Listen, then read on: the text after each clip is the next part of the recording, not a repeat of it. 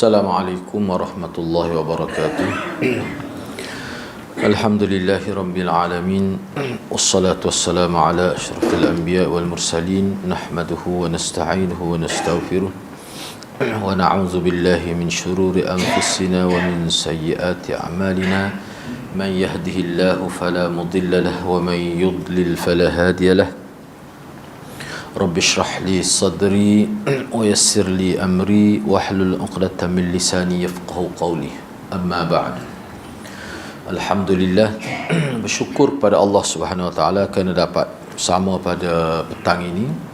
Insya-Allah pada petang ini saya terus masuk kepada dosa besar yang ke-8 jadi hak berkenaan dengan riba ni kita tidak baca semuanya kerana perbincangan di akhir itu dia lebih bersifat pada motivasi oleh kerana riba ni sebenarnya perkara yang telah terlalu makruf dah bagi kita sebenarnya. Saya terus pergi kepada dosa besar ke-8 pada muka surat 99 iaitu memakan harta anak yatim dengan cara yang zalim. Zalim di sini maknanya dengan cara yang tidak sebenar, cara yang tidak sepatutnya. Jadi sebelum kita pergi lebih jauh dalam perbincangan ini, terlebih dahulu sebagai peringatan kepada kita semua bahawa isu anak yatim ini dia berkait dengan beberapa perkara.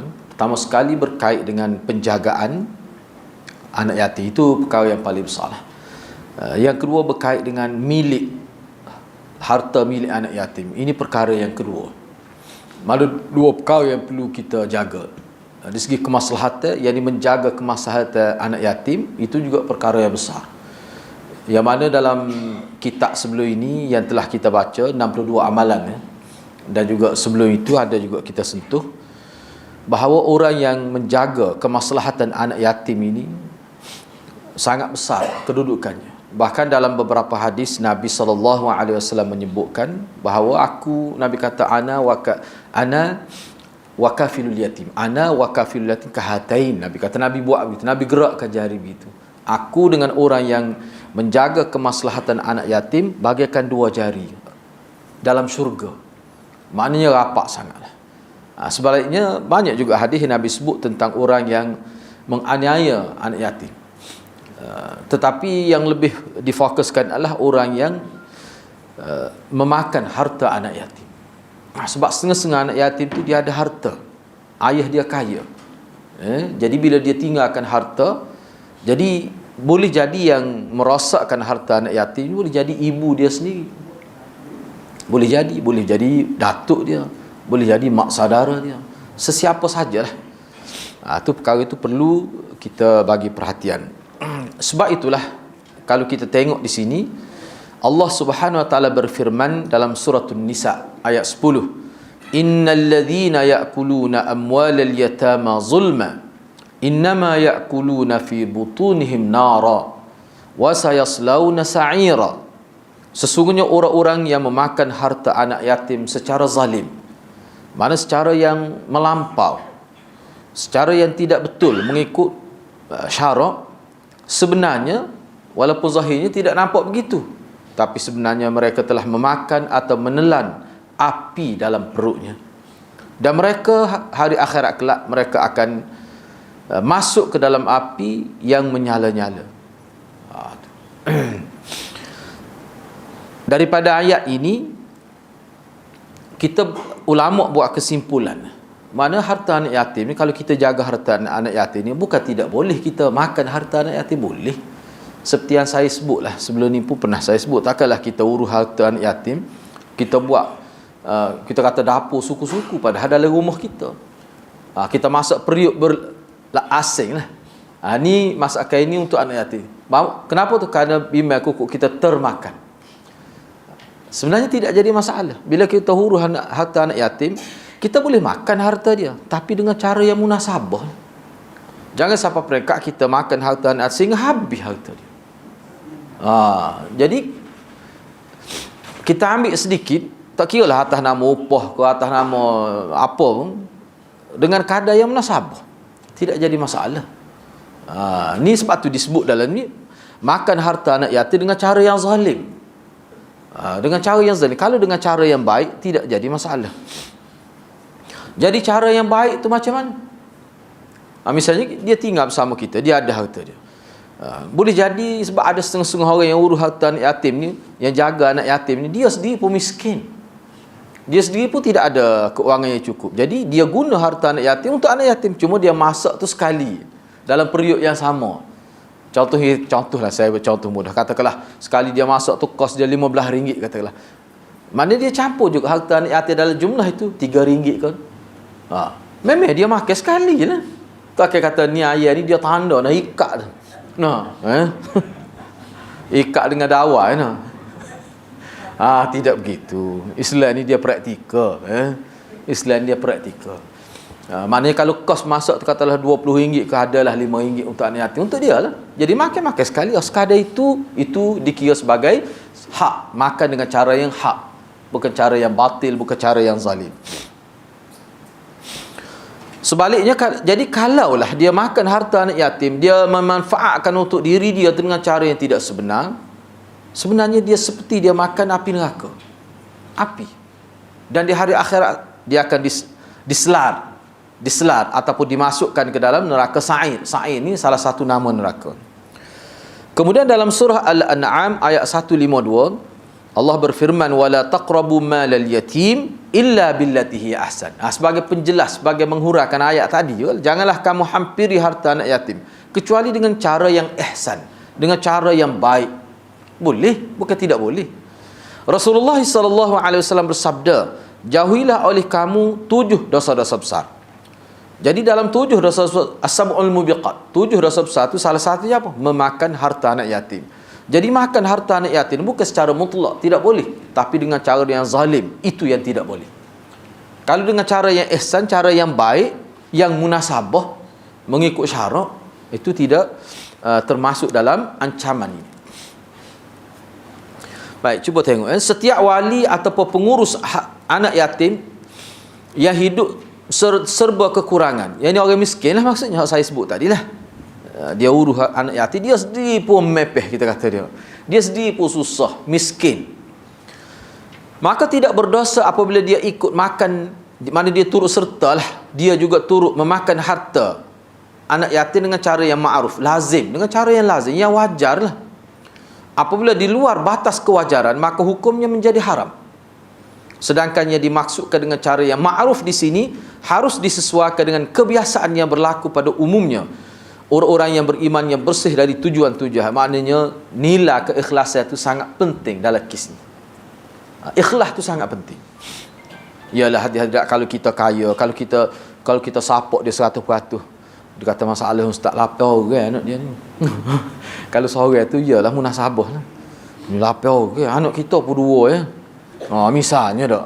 Tu dia boleh ambil.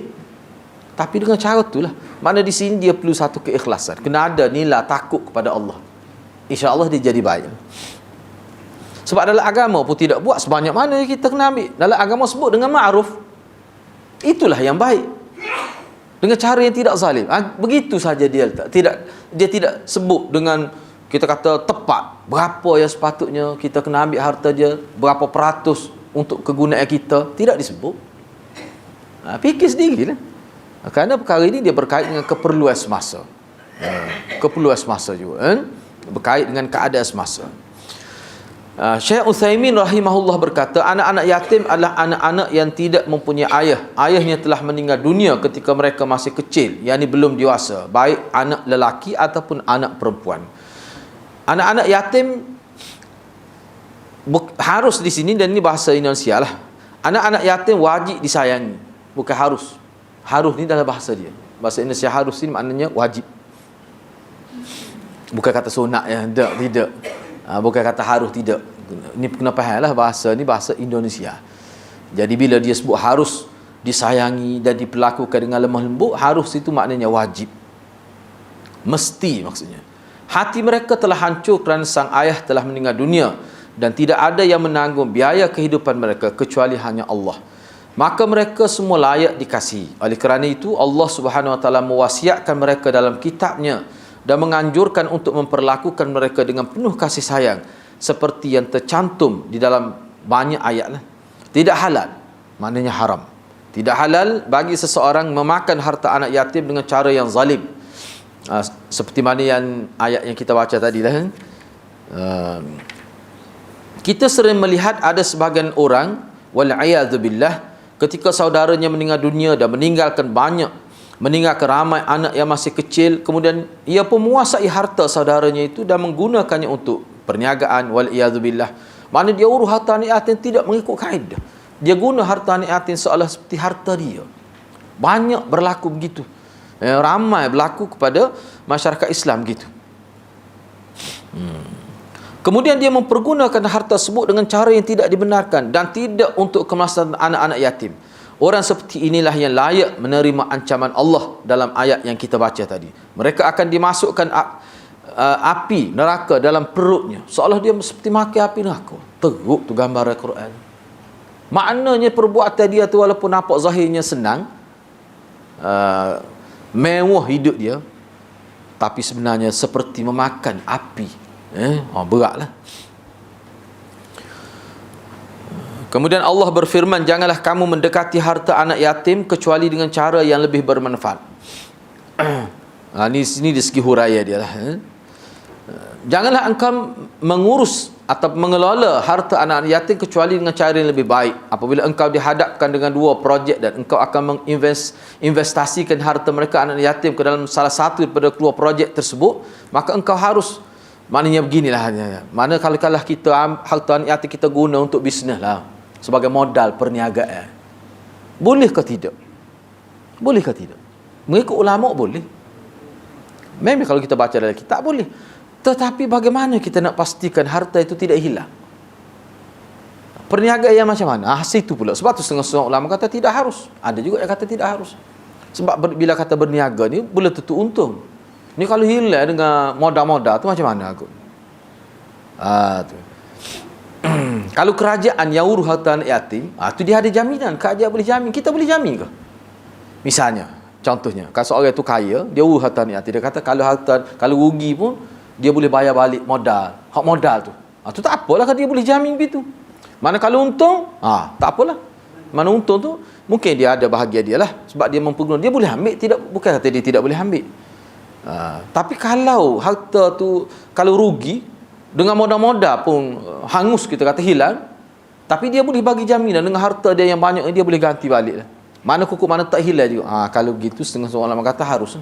Kalau tidak boleh bagi jaminan begitu, maka ulama kata tidak harus. Lebih baik kamu simpan begitu saja.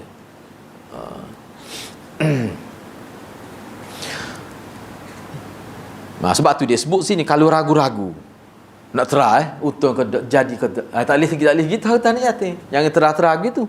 Kalau nak terah harta demo sudahlah. Harta anak yatim jangan. Bahaya. Kecuali kita boleh jamin, misalnya harta dia 10,000 kita boleh jamin. Sebab harta kita pun 10,000 dalam bank. Cuma kita nak niagakan harta dia ni supaya dia tidak rugi. Misalnya contoh anak yatim tu umur baru 5 tahun. Enggak, dia bila cerdik umur 18 baru boleh bagi. Atau barangkali umur 18 pun tak boleh nak agak lagi. Mungkin umur 20 lebih. Jadi dalam tempoh berbelas tahun tu kalau kita niagakan harta dia boleh untung semacam mana, itu lebih baik sebenarnya. Tapi kena pastilah dari segi keuntungan itu. Biar ada jaminan. Sebab tu dalam setengah-setengah kitab, bentuk perniagaan tu bisnes macam mana. Jadi main cara online, main internet tu bahaya. Masuk sahaya pula tak tahu mana lah. Tak boleh. Tengoklah. Jadi perkara ni dia tujuannya apa? Tujuan supaya jangan bermudah-mudah. Sebab boleh jadi setengah manusia yang tidak ikhlas ni, dia guna harta anak yatim ni, dia buat undang-undang sendiri. Dia kata kita nak cuba berbuat baik. Dah kalau rugi nak buat macam mana? Tak boleh begitu. Dia tak guna harta dia, bahkan dia rasa tak berdosa. Kalau rugi pun sebab bukan kita rugi untung ni bukan kerja kita, dia kata kerja Allah SWT. Dia letak situ. Dan dia mana dia menggunakan harta anak yatim sebagai modal perniagaan. Tak boleh gitu. Tak boleh. Itu memang tidak boleh. Sebagai pengurus anak-anak yatim, wal iyazubillah, justru menggunakan harta anak yatim untuk membuka usaha. Sini seperti yang saya sebut tadilah.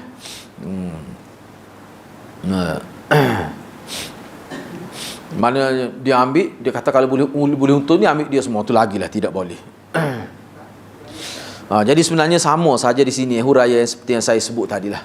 Asas dia begini. Kalau baca semua ni kita boleh buat kesimpulan begini.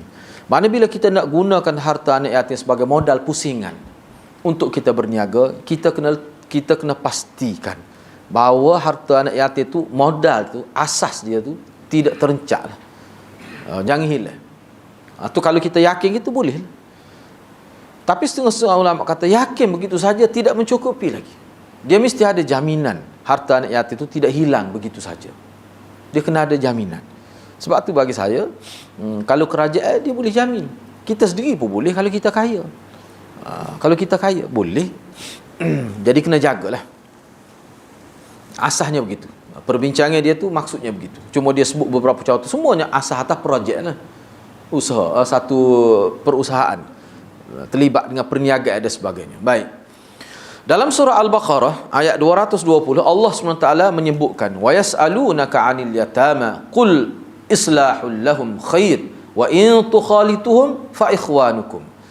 Dan mereka bertanya engkau tentang anak-anak yatim. Katakan kepada mereka islahul lahum khair, berbuat baik kepada mereka itulah yang terbaik. Wa in tukhalitun, dan jikalau kamu pergauli mereka maka mereka adalah saudara-saudaramu. Cuba kita tengoklah ayat ni. Ayat ini diturunkan sebagai jawapan atas pertanyaan yang dilontarkan para sahabat kepada Rasulullah sallallahu alaihi wasallam. Para sahabat bertanya, wahai Rasulullah, kami ini diberi amanah untuk mengurus anak-anak yatim. Ini ada kes yang berlaku di zaman sahabat. Mana sahabat ni dia diberi amanah. Maksud amanah ni begini. Mana ayah dia bagi wasiat lah, kalau anak aku meninggal, mu tolong jagalah. Harta-harta aku pun mu tolong urus untuk anak-anak aku. Katakanlah begitu. Mana wasiat? Memang wasiat ini terpakai, diterima oleh syariat. Maknanya dia tu pemegang amanah harta anak yatim, dan dia juga yang urus anak yatim. Jadi timbul persoalannya, kami diberi amanah untuk mengurus harta anak-anak yatim, sedangkan rumah kami hanya satu. Rumah kami pun tu saja rumah kami ada. Mana kalau kami nak urus, kami kena letak dia bersama kami. Dan makanan kami pun tak banyak, mana kami ni orang susah.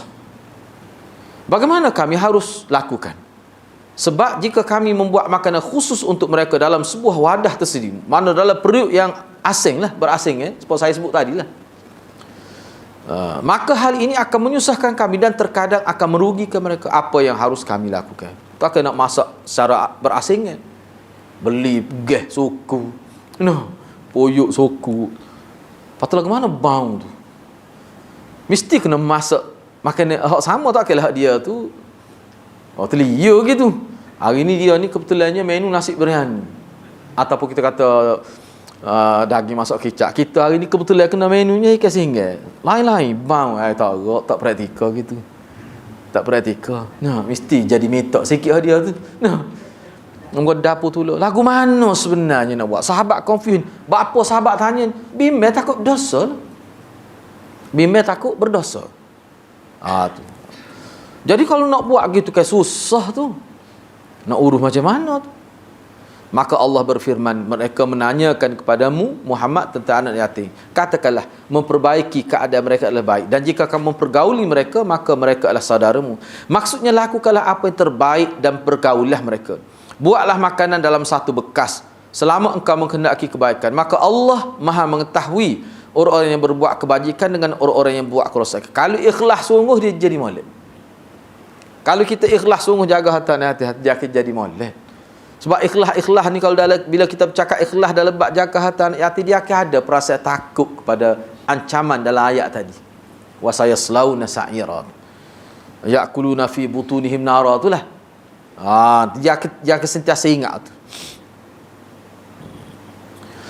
Apabila Allah berkehendak, nescaya Allah akan membuat kalian di dalam kesusahan dan memberatkan kalian. Akan tetapi Allah Ta'ala Maha Penyayang pada orang-orang yang beriman. Ini berkait dengan harta anak yatim. Kena jaga molek lah dia.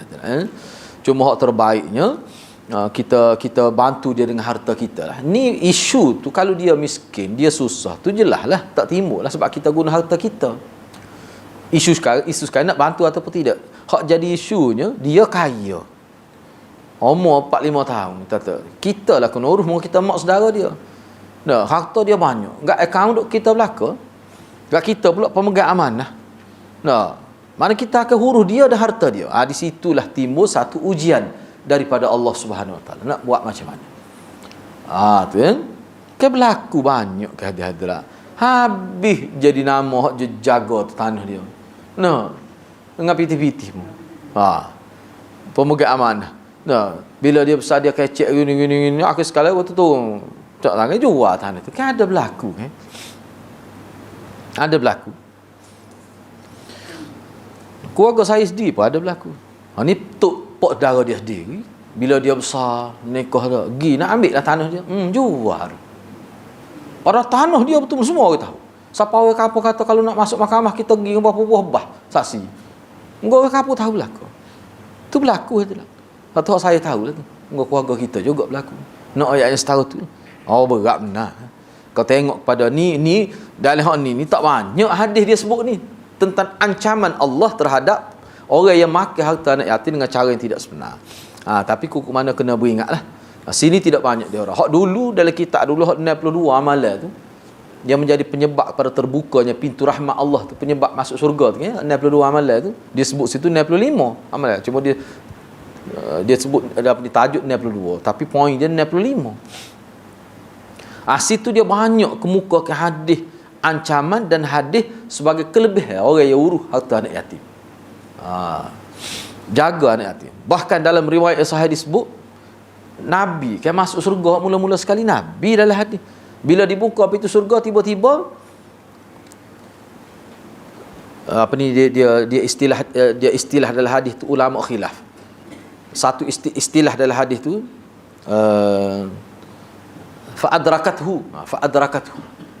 Fa'adrakathu tu maknanya sama ada bila Nabi nak masuk, perempuan tu masuk setimbang dengan Nabi.